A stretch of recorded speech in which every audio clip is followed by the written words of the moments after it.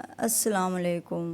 سوال: حضور صلی اللہ علیہ وآلہ وسلم کے بچپن کے اوصاف بیان کیجیے۔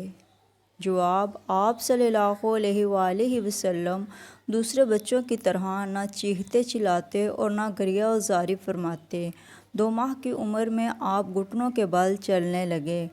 3 ماہ کی عمر میں اٹھ کر کھڑے ہونے لگے۔ 4 ماہ کی عمر میں دیوار کے ساتھ ہاتھ رکھ کر ہر طرف چلا کرتے۔ 5 ماہ کی عمر میں چلنے پھرنے کی پوری قوت حاصل کر چکے تھے۔ سبحان اللہ۔ 8 ماہ کی عمر میں یوں کلام فرماتے کہ بات اچھی طرح سمجھ میں آ جاتی۔ 9 ماہ کی عمر میں فصیح باتیں کرنا شروع فرما دیں۔ آپ صلی اللہ علیہ وآلہ وسلم نے اپنی عمر کے ابتدائی حصے میں جو کلام فرمایا وہ اللہ اکبر کبیرہ والحمد للہ صغیرہ تھا، یعنی اللہ سب سے بڑا ہے اور ہر طرح کی حمد و تعریف اللہ کے لیے ہے۔ بے شک جھولا جھولتے وقت آپ چاند سے باتیں کرتے اور اپنی انگلی سے جس طرف اشارہ کرتے چاند اسی طرف جھک جاتا۔ سبحان اللہ۔ سوال: اعلان نبوت سے پہلے عرب کے حالات کیا تھے؟ جواب: حضور صلی اللہ علیہ وآلہ وسلم کی آمد سے پہلے عرب کی اخلاقی حالت بہت بدتر تھی۔ جہالت کی وجہ سے ان میں بت پرستی شروع ہو چکی تھی۔ یہ لوگ معبود حقیقی اللہ پاک کو چھوڑ کر پتھر، درخت، چاند، سورج، پہاڑ، دریا وغیرہ کو اپنا معبود سمجھنے لگ گئے تھے اور اپنے ہاتھوں سے بنائی ہوئی مٹی اور پتھر کی مورتیوں کی عبادت کرتے تھے۔ عقائد کی خرابی کے ساتھ ساتھ ان کے معاملات بھی بہت بگڑ چکے تھے۔ قتل، رہ زنی، جوا،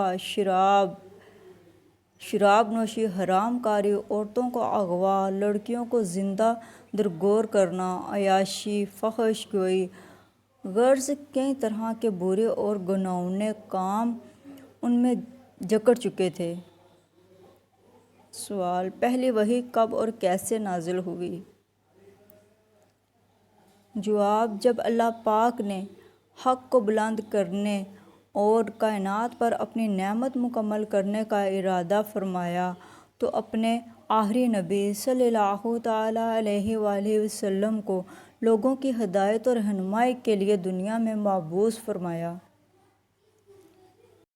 حضور صلی اللہ علیہ وآلہ وسلم کی عمر مبارک 40 تھی اور آپ صلی اللہ تعالیٰ علیہ وآلہ وسلم غار حرا کے اندر عبادت میں مشغول تھے کہ اچانک غار میں آپ صلی اللہ علیہ وآلہ وسلم کے پاس ایک فرشتہ ظاہر ہوا۔ یہ حضرت جبرائیل علیہ السلام تھے جو ہمیشہ اللہ پاک کا پیغام اس کے رسولوں تک پہنچاتے رہے۔ فرشتے نے ایک دم کہا، اقرأ، یعنی پڑھیے۔ آپ نے فرمایا، میں پڑھنے والا نہیں ہوں۔